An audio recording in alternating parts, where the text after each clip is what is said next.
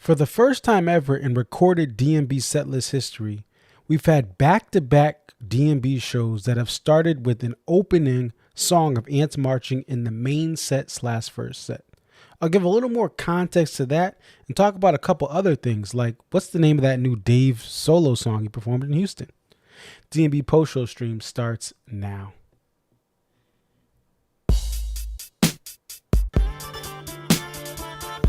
It's your boy Concert Viz 34 back at home. What up? What up? It's your boy Concert Viz 34. Yep, so your boy Concert Viz 34 coming to you here. What up? What up? It's your boy Concert Viz 34.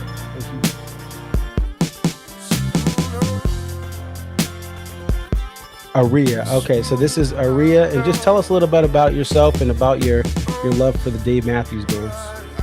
I've been a fan of the band since April 28, 1998, and if you recognize the date, that's when Before These Crowded Streets was released.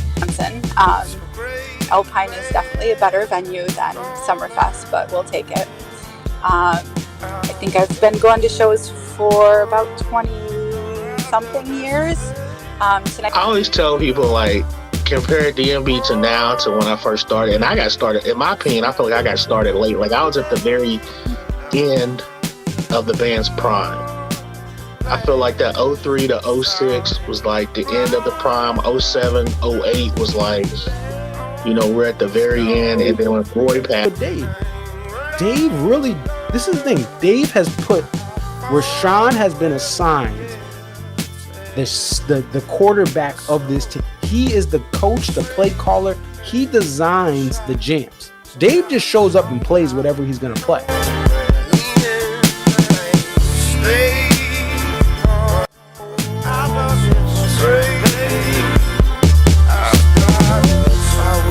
Charlotte, what up?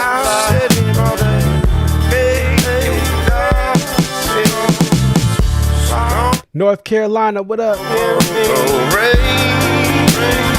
Shout out to everyone in Charlotte except Cheap David Tepper.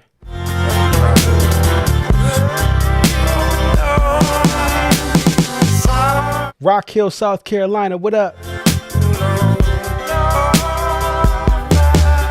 Matthews, what up? Asheville, North Carolina, what up?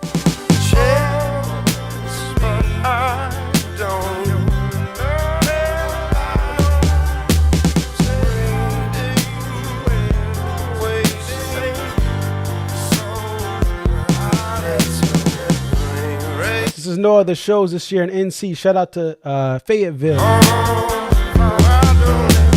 Shout out to Greensboro. I'm not going to shout out Riley, man. They took our hockey team from Connecticut. Outer Banks, what up?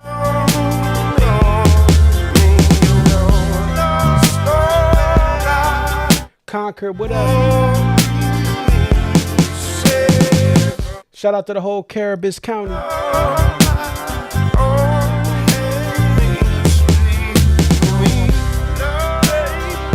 Wake Forest, what up?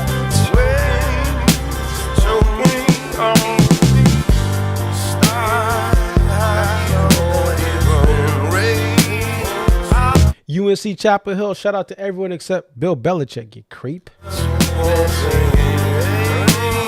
Duke's overrated. NC State, what up?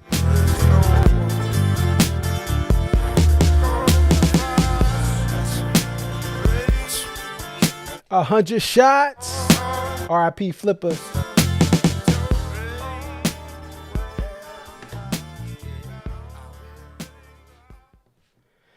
What up? What up? It's your boy Conceviz 34.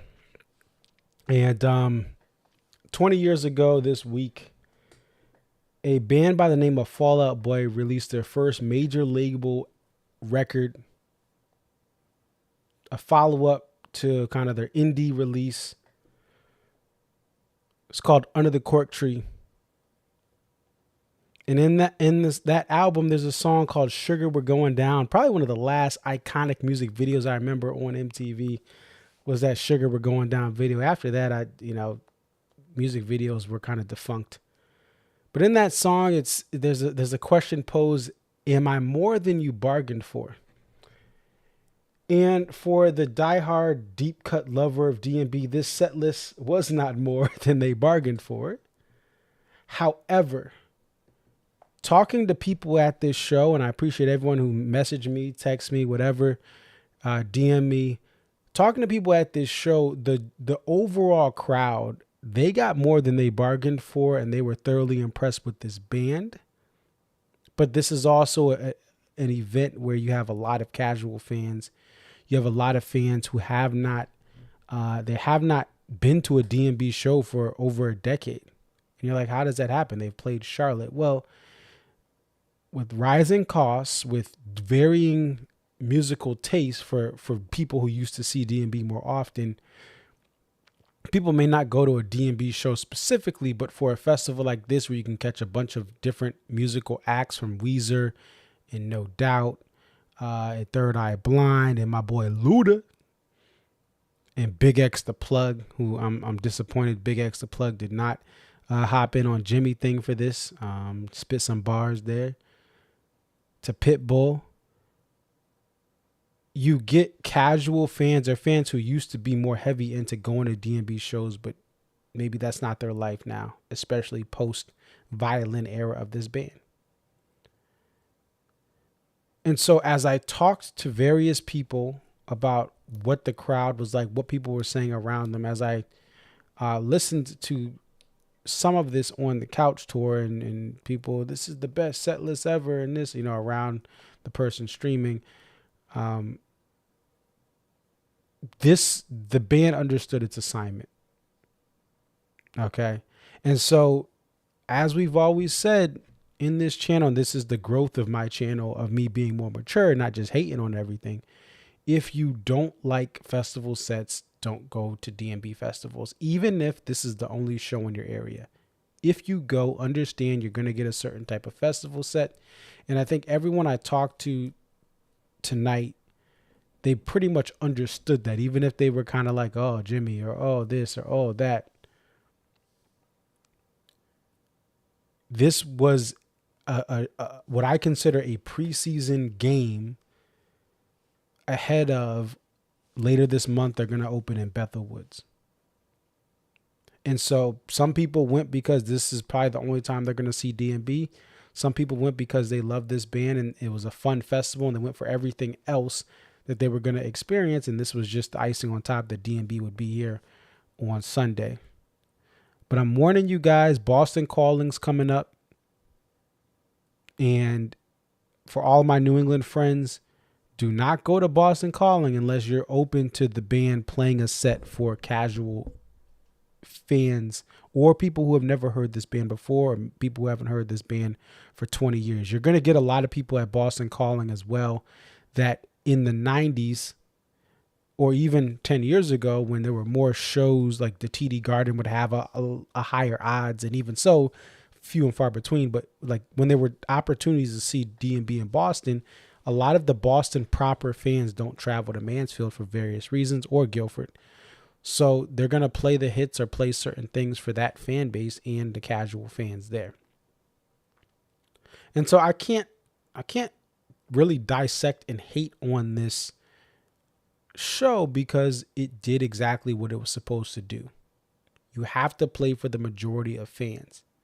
We get to the regular shows and there's things that I feel that I'm just like, hey, being realistic, I wish we would have got more of this or less of that. I'm going to give those opinions. But tonight, that is not what this show or post-show stream is about. The band got off stage around 10:54 from various reports from people. And fans thought after the band left, after Thank You for Letting Me Be Myself Again, that they would come back on for one or two more songs, at least one more song, because they had a little bit of time to work with before 11 p.m., which is kind of that time they have to kind of pack it up.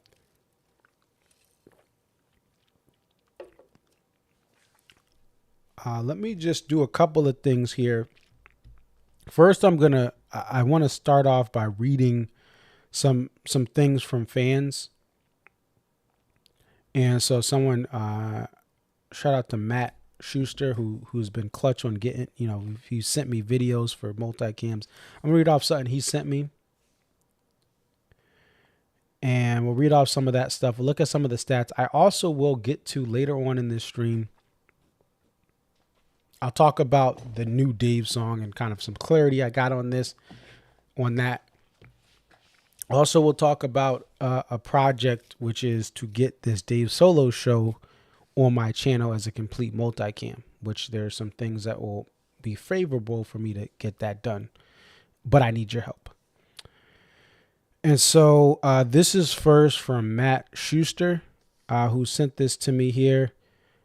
He said a couple of things here. The set felt great for what I'd want at a festival. Fun in the crowd was engaged.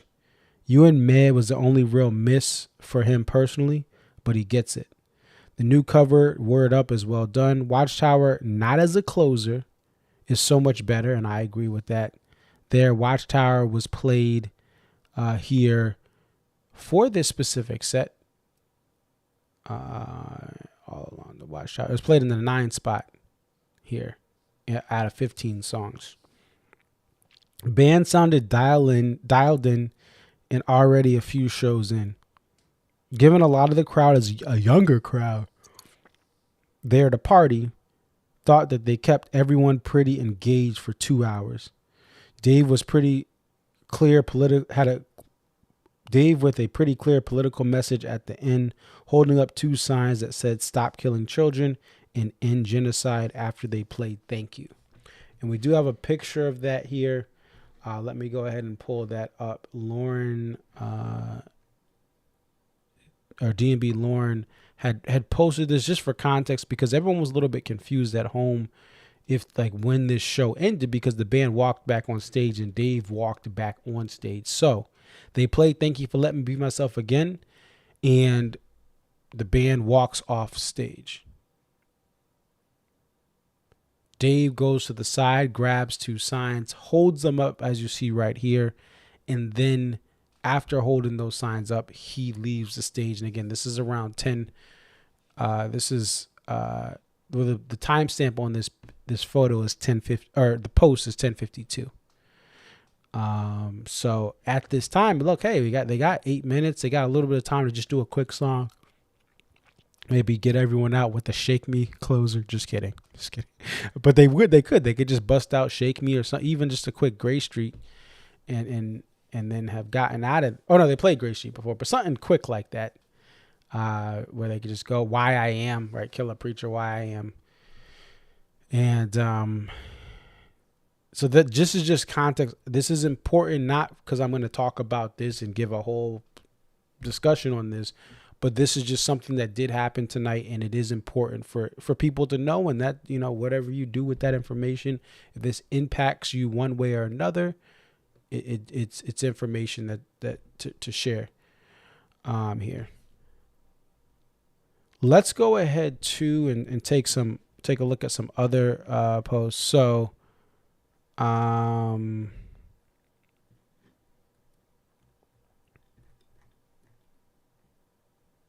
let me just take a look here. So this is, let me make sure this gets slid over.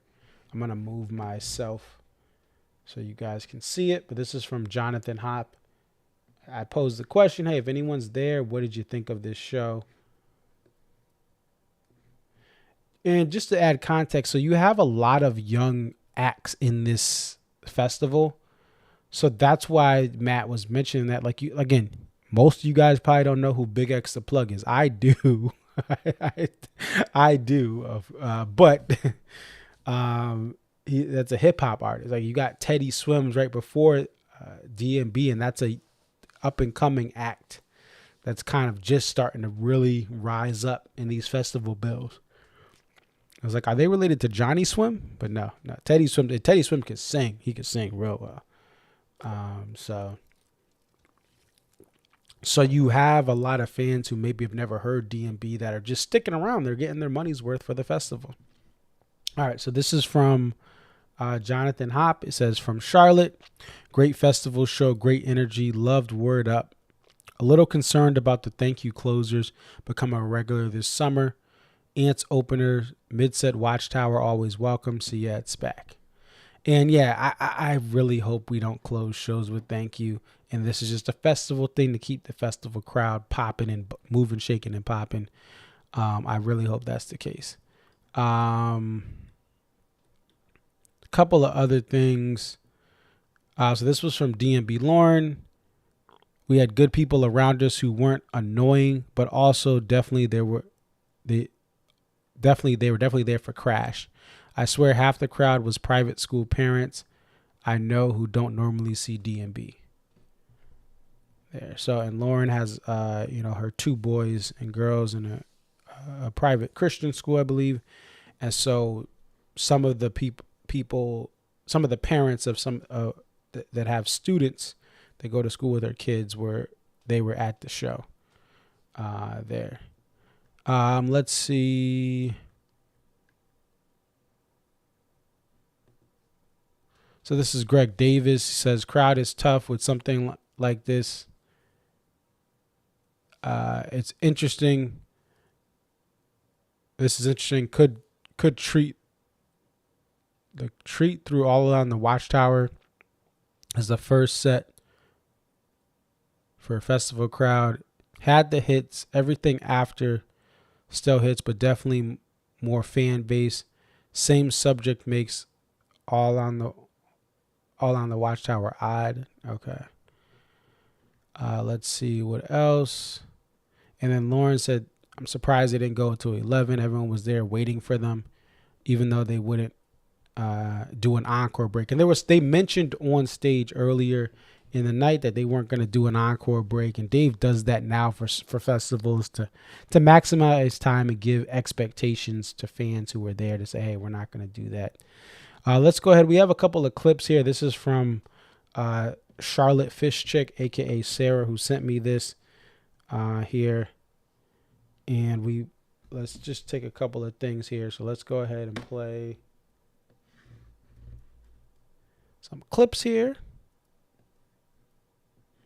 And we thank you to Sarah for getting these here.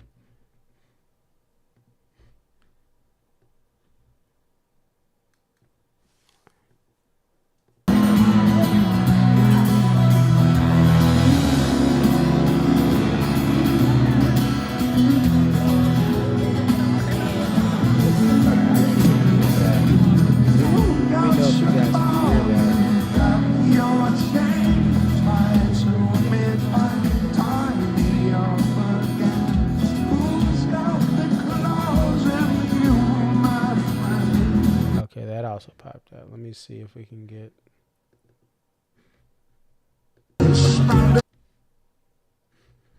Can you guys hear that? Let me know. It looks like it is playing for you guys. For some reason, it's not in my monitor.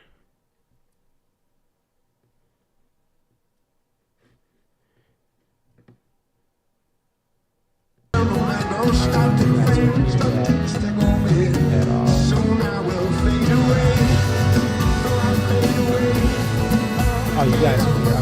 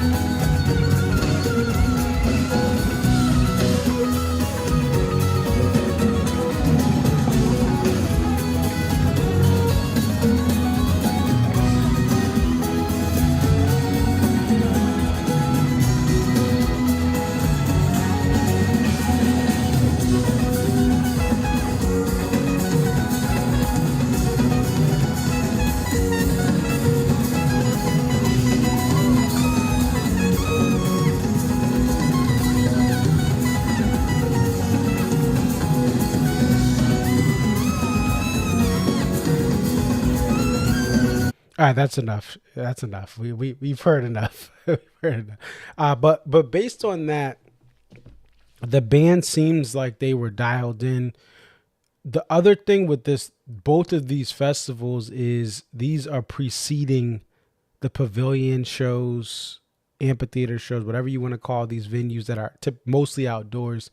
And so typically they have, like last year when I went to Tampa, they have some shows under their belt. They've been touring for a week or more. Most times they've been touring for at least 3 or 4 weeks, if not longer, before their first festival comes up. And so last year, even these festivals were at after the Gorge. So for the band to kind of come out, and these are their first shows of 2025. They don't even have like a Vegas type thing. They have not gotten together in a long time as one collective in playing.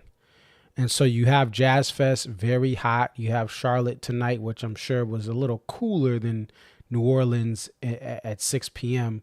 But still, obviously, like it's a full day festival. You have these kind of things without any sort of road testing and road practice. And that's why I consider these preseason games. It's not a knock. I think one of the things I'm impressed with this band is that they can have these type of shows. They go to Vegas and have a one-off early in the year, and that's it. Most musicians, they're touring and playing the same set over and over. But this band, to just kind of pop back in, right, and from different walks and areas of whatever their life is currently at. Stefan going to Hawaii, Dave having some concerts locally he goes to and having some other things he's involved in, Jeff teaching at Berkeley. And so they all have these various things outside of D&B, and they come together, have a practice, a practice, right, the night before Jazz Fest. And then they sit in, some of them, like Jeff sits in with Trombone Shorty and his little get together. To sound the way they sound and pick this thing up so quickly is impressive. I really got to give them kudos for that. And again, with that same light, you're not going to get some rarities. Now, you never know was a treat at at Jazz Fest, but you're going to get them playing to the crowd, which is more casual fans with 2 festivals. And you're going to get them just kind of getting some songs back in rotation that are cookie cutter or just mostly hits or popular songs that are highly played. So that's why, again, I'm not going to be critical of these sets or even really of the band when it's just so early in the game here. We may have a review from Sarah. Let me just see if there's any other context or any other people that had thoughts.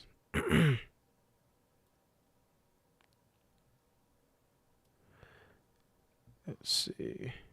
Oh, one thing D&B Lauren did mention is that Jeff did not have those loud pants. And by loud pants, I mean all those like really, really stand out pants with all the colors mixed together to, hey, hey, I see you, Jeff. You are seen. That was not, he was just wearing regular jeans today, per Lauren. Lauren's wife, shout out to Mark. And it's funny because Lauren like tagged me and said, oh, I see he's texting you. Mark, last thing I'm texting him about is just straight up some dad life stuff, putting together the play yard for my son that has a bassinet on top, like in January. Don't hear from him since then. We don't take, then all of a sudden it's D&B season and he's hit me up. I'm at the show. This is awesome. And so here are a couple of things that he kind of said. A younger crowd that was there for Benson Boone and Teddy Swims.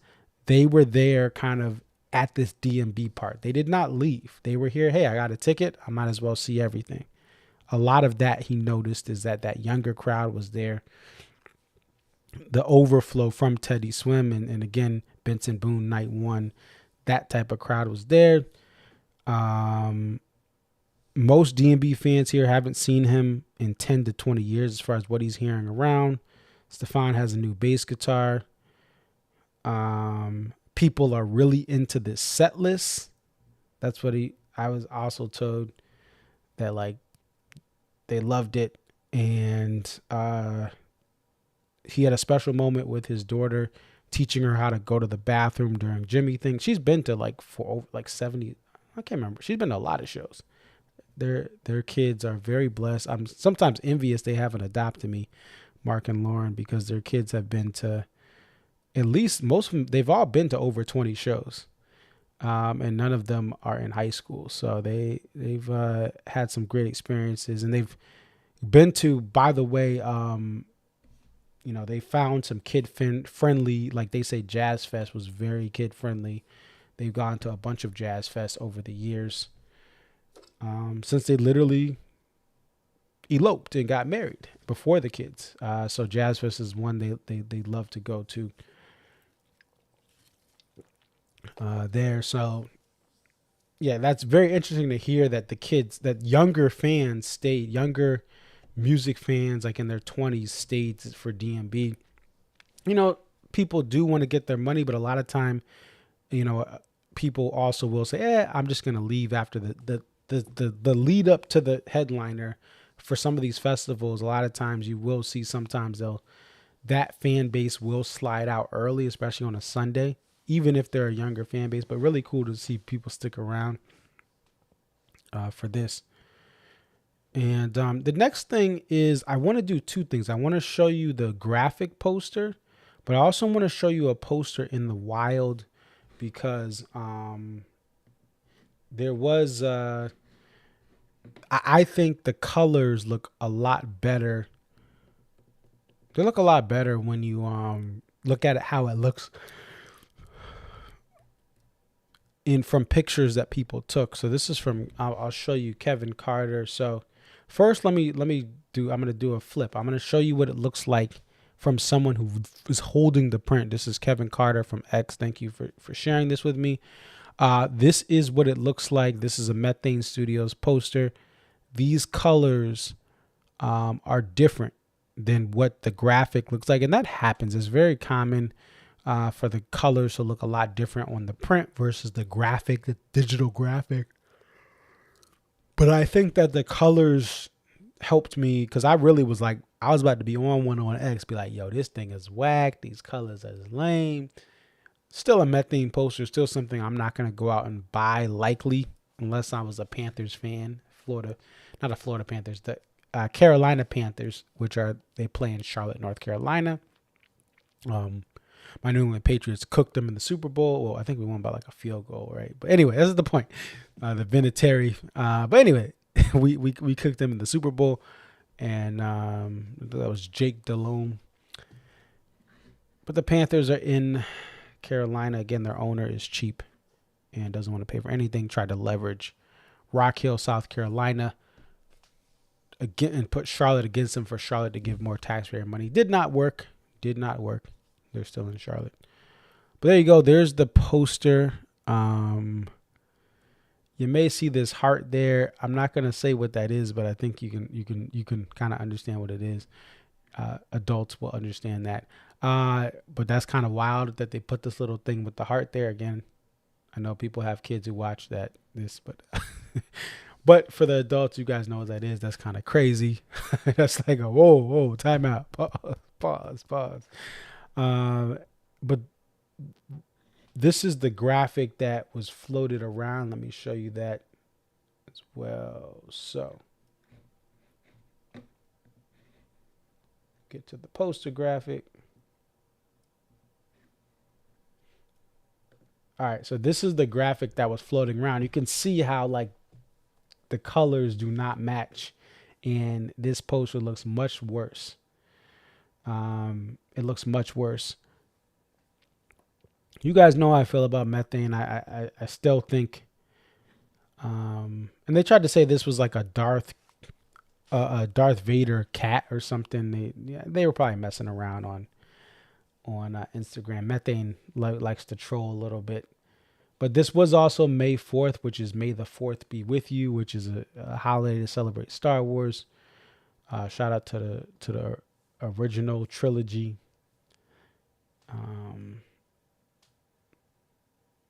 I would say The Phantom Menace is my least favorite Star Wars movie. That's from the next three and the prequels, and then you have the other three. I've seen them all the regular of those. I have not seen Solo, but I've seen Rogue One. Anyway, there was they could have had something, because you can work around. You don't have, obviously you can't draw officially licensed Star Wars characters, but there's ways to work around it art wise, where you can have like even just someone like a Yoda on Temu, right? You order Yoda on Temu, and Temu Yoda, someone just using the Force. You can do that stuff on a poster without having Star Wars characters, which you can't do. Obviously, you're going to get like Disney is going to come after you, right? Because Disney needs some money right now. They're going to clap you in a lawsuit and say, hey, pay up. Give you that cease and desist. You can't even sell it. But I just think that the styling in this stuff is just not like the characters, like the sun and all that stuff that they kind of have in this little methane world are uninspiring to me at this point. As someone who has a couple methane prints, I do like some of them, but most of them are miss. So that's the poster. There you go. With the poster, I also just think, in an era where art is less appreciated, you have AI stuff running true artists out of business. They're getting less business because of AI. I believe there are other studios that deserve to take spots, even with Methane only having allegedly maybe 5 of the DMB shows. If maybe the Dave Solo show counts towards that 5 count, I don't know. But I really hope that Methane goes down to 1 or 2 posters next year, simply because everything has been, they kind of gone past their productive time. They've had so many posters. The stuff that's coming out now just is not going to hit as much. And it's just because, listen, they've done every idea possible. They've overstayed their welcome with DMB, and I think they should, DMB should have some different artists take over for them in those spots. Let me see here.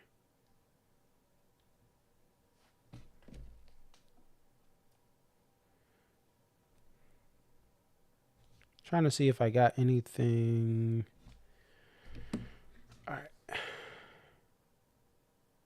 We'll see if we get the video from Sarah, who sent those videos, and she's going to send a video review, and I appreciate her efforts. But the next thing that I do want to talk about is the song that Dave likes, right? Or the song that Dave played this past Friday. Okay. And so if we go to the almanac here, I'm going to pull up the almanac and get that set up. And then we're going to pull up DMB Gorge Crew, because they kind of had their own iteration. You're going to see there's a couple different names that have been put out for this song. And I was able to get some intel today about it, because there actually is, spoiler alert, there's no actual song name, despite what you may have seen. So first, let's go to the almanac, and we're going to go back to that Friday show on May 2nd. Okay. And let's transition here. We're going to fade in here. Okay. So you're going to see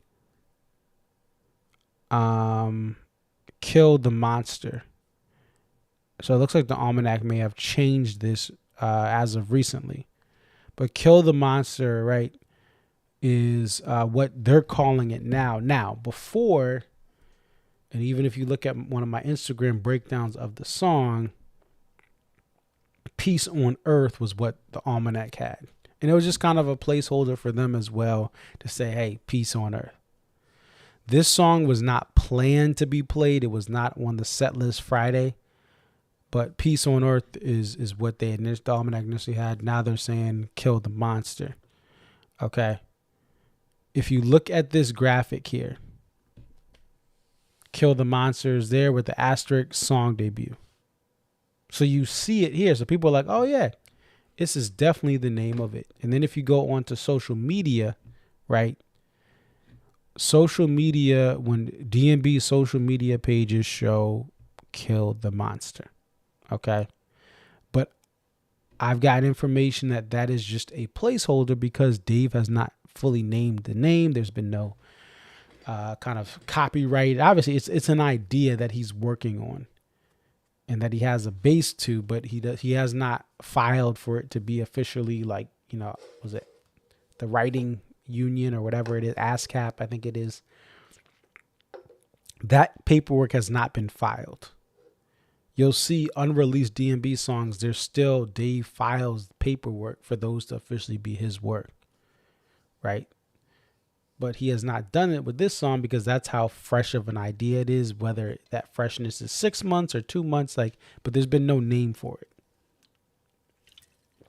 And so I was given information that despite that everything you see is a placeholder, whether it's Kill the Monster, Peace on Earth, these are just placeholders. We've seen even songs like Again and Again be called Bob Law. We've seen Cha Cha was not initially,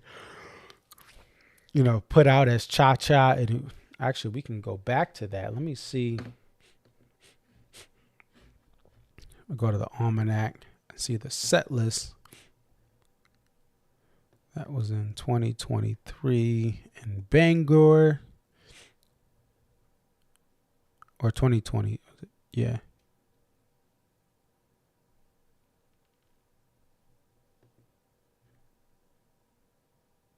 Oh, it was Cha Cha. It was Cha Cha on there. Okay. So that may not be a good example, but I was pulling this up. But songs do change. Bob Law was Again and Again, right? That's what it was called initially. And so names, physical names, but even that name, Bob Law, was a name of the song for a summer, right? And then it got switched for the album Again and Again. So it's right, like I said, that's what I've been told, and I'm very confident in that information. It's not like I'm pulling it's a friend through a friend. Like, no, I'm very confident with those details. Take that as you may, but that's what I'm hearing is that this has been, someone has confirmed that behind the scenes that, yeah, this song has no name, but we have to put something down. People want to know. The next thing that I did want to talk about, speaking of this Dave solo show, the 5/2/25, I believe I have enough footage to have a multicam, but I need more footage, if that makes sense. So I've kind of browsed and seen what's online, and kind of have some stuff that's been sent to me. And so I do want to put together a very quick multicam. It's not going to be fancy smancy, but it's really to preserve this awesome night. And I'm working to get some audio as well. That'll be the best possible in this situation where we have people recording from their phones, but I'm working on that. But if you have video from the Houston show, the May 2nd show in Houston, please message me. Please comment on here. We'll figure out a way to communicate on various social media or elsewhere. I would love your videos. Horizontal, vertical, I will take them all. But I want to get this together more because this is a special time where I think we have enough video at a Dave solo show to do the full thing based on kind of what I'm getting in and what I'm hearing people have gotten. I'm ready to get moving on that and even just expedite it there. So let's see. All right.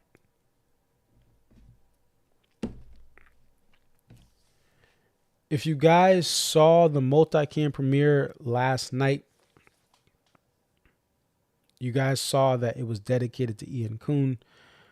And so the other thing is, first of all, thank you guys for supporting that multicam.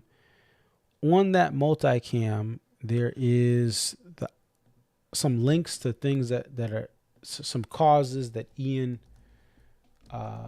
they were near and dear to Ian. And the one thing that I did want to see is if we can, if you guys, obviously I'm not, there's no reason for me to charge for this content. It should always be free, as far as, because I'm taking everyone's work, combining it sometimes with my work. But nonetheless, if you feel inclined to donate to a cause in memory of Ian, it's a couple of options here, and I have them on the description. And so I wanted to bring this up so that you guys could take a look. And again, I know, listen, this economy, I said that during You and Me. You and Me is not the song to play now because we can't do anything. But there's a couple causes here. I gotta change that. Not the Thanks Choir, the Thunder Choir. I'll fix that after. But there's a fundraiser for that. Mobile Mutts Rescue, another cause near to his heart. But I saw this St. Jude's one, and the main thing with this one is that it is actually a fundraiser. And if again, even if you want to donate $10 to this is in memory of Ian, who passed away from cancer. Obviously not childhood cancer. He passed away from cancer, but he found that this was something he wanted his family to mention as a cause that was close to him. For, obviously this family thought this over or worked it out or said this is something important. And so there's a $5,000 goal. $2,601 have been donated. I made a donation here as well. And again, I know money, it is what it is with, like, it's hard, but there's an opportunity for us as fans to say in memory of Ian, the monitor engineer for Dave Matthews Band, controlling the audio that the band hears. Just as I'm hearing stuff through here, I control my own monitor for the band, a world-class band, Rock and Roll Hall of Fame band, Grammy-winning band. You need to be able to trust somebody to get your mix on stage right so that you hear yourself right enough to be at your best. And Ian did that, and he is missed. Rashawn posted that, I think it was yesterday, the crew and the band came together and kind of reflected a little memorial and reflection in memory of Ian so that they could all kind of come together in memory of him, which I did not plan for the video to drop the same day, but it appears that they met up. And so he was, just to give you some more details on Ian, he not only was the monitor engineer, but he was known to try to get, set list to fans, get fans certain things that, picks, things like that, get them as close as he can to the action. And really understood the power of giving fans special experiences when possible, when permitted. He also was beloved by the whole crew for his kindness that Dave mentioned. He respected his family. But more importantly, the other thing that he did as well is he helped with the set list. And so I was talking to, I've talked to people that were close to him and have worked with him. And one thing that he did was when Dave writes that set list, right? Ian would be somebody who would kind of give him some of his guidance or give him some of his thoughts. But also he would then take that set list. Ian personally would take that set list to other band members and say, hey, is there anything you can't do? Or maybe you have any objections? And any objections he would then take back to Dave, and then they would finalize a set list. So he was very involved with the writing of set lists, with communicating with the rest of the band members, what Dave was kind of chopping up and thinking of for that night. And if there were any amendments or objections, things like that, Ian was a part of that process. So even as the band writes these set lists, even as they travel, even as they're looking for inspiration and someone that's kind and looking for morale boost, Ian is missed, right? He is missed in those aspects already. And so, like I said, this is on the video for multicam, and I'll probably put this in the description of this video. And again, no one has to donate. You better donate. It's not a shakedown. I'm not, Marvin Sapp, close the church doors, lock it up, right? I'm not doing that. But I thought it would be cool if people have that ability to, in memory of Ian, go ahead and move forward with that. Right. The other thing is, as you see, I haven't had a call yet. That's why I also consider this the preseason. And some of that's just with these festivals, there's less people, and there's also people trying to get to other stuff, post-show stuff.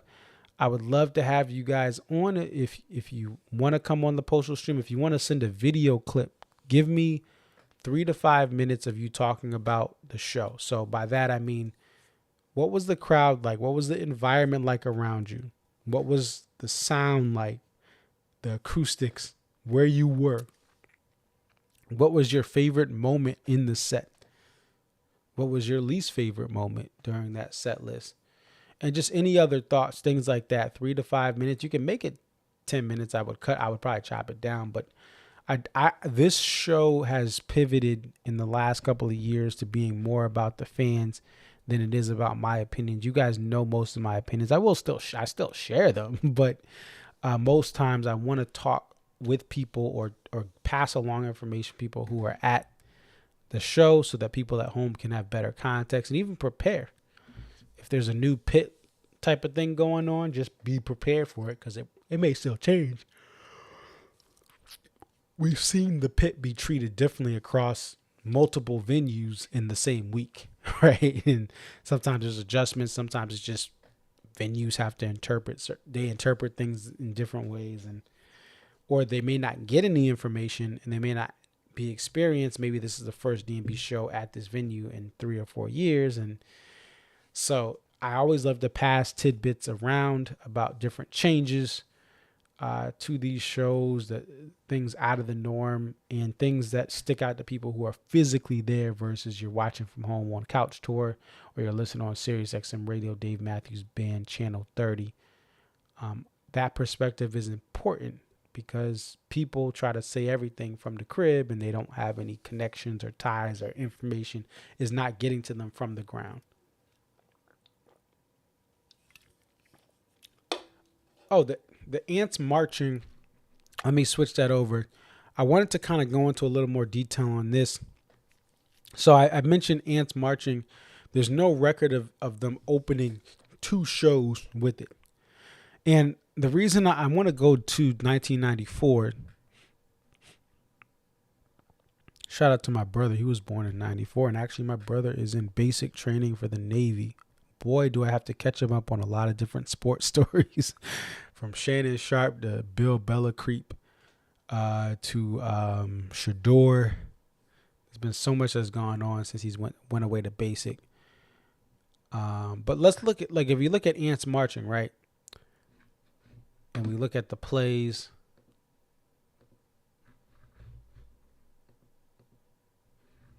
Okay.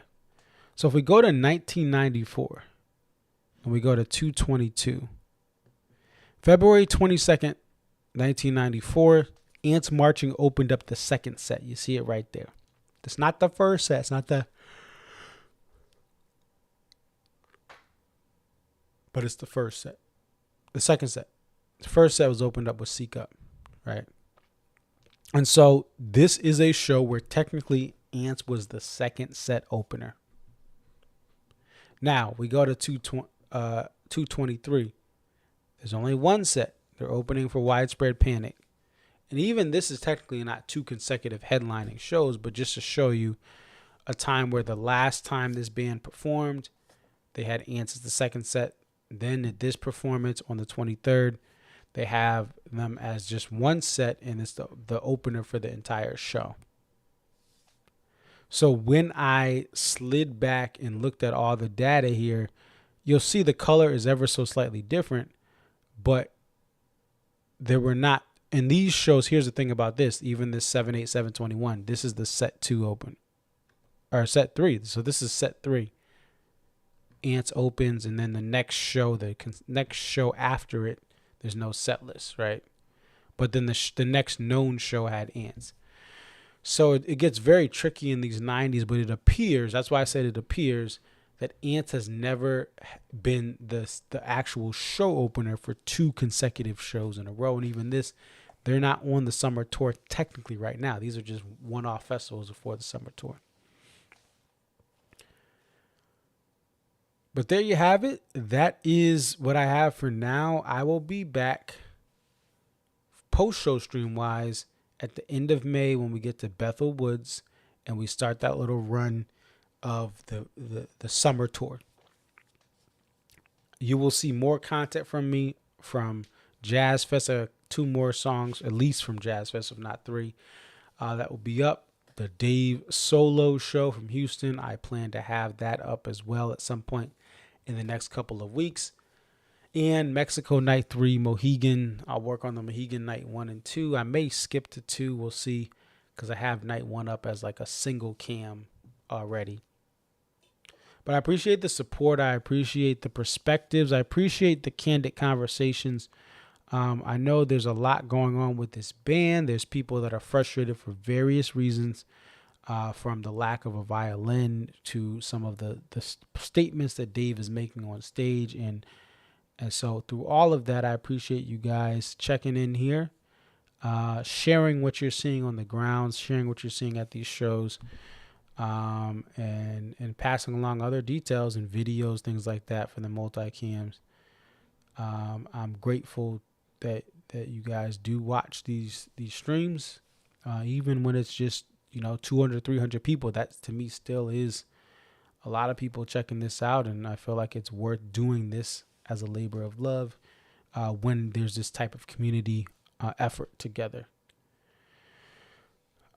So with that said, I do want to give you guys a little bit of a look again at Ants Marching. I played it at Jazz Fest, but I have a more better cut version of it here, and I hope you guys enjoy Ants Marching to close out. What I'll do is, because I still don't see anything from Sarah, and no worries to that. Sarah, if you're watching this, no worries. You gave me a lot of information. You sent in videos, so we appreciate that. Without further ado, I will close out with Ants Marching. Rest in peace, though, to Ian Kuhn, and rest in peace to Dave's mother, who also passed away as well.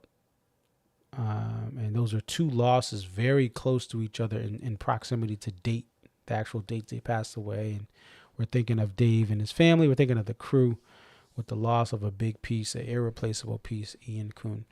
All right, let's close out with Ants Marching with violin. You'll see the credits of all the musicians that are on stage here. And this is Ants Marching from the 2025 Mexico Night 2 show. Dave Matthews and Tim Reynolds. They have a 3-night run in Mexico every year, if you're not familiar. But I'm going to close out with that.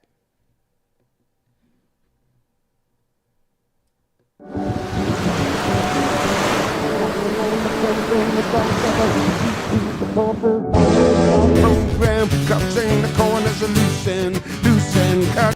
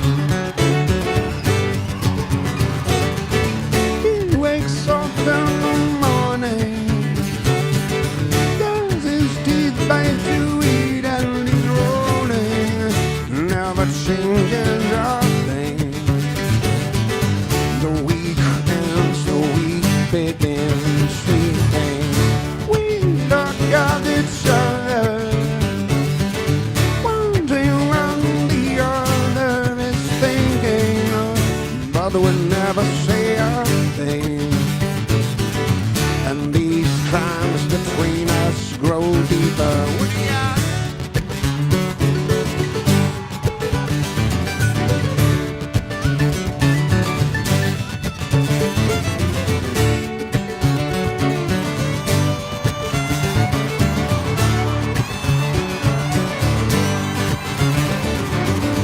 go to visit his mommy.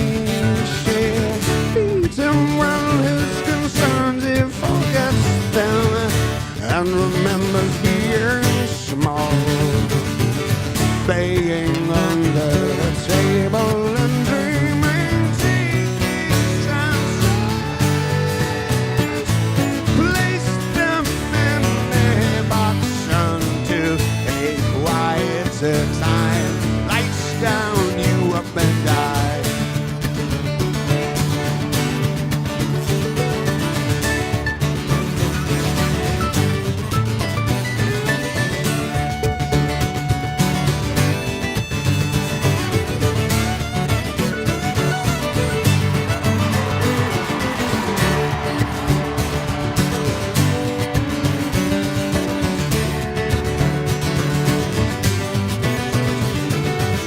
Driving along this highway, all these cars end up on the sidewalk, people in every direction. No words exchanged, no time to exchange. When all the little lambs saw my shame, red and black and tin are waving. We all do it the same. We all do it the same way.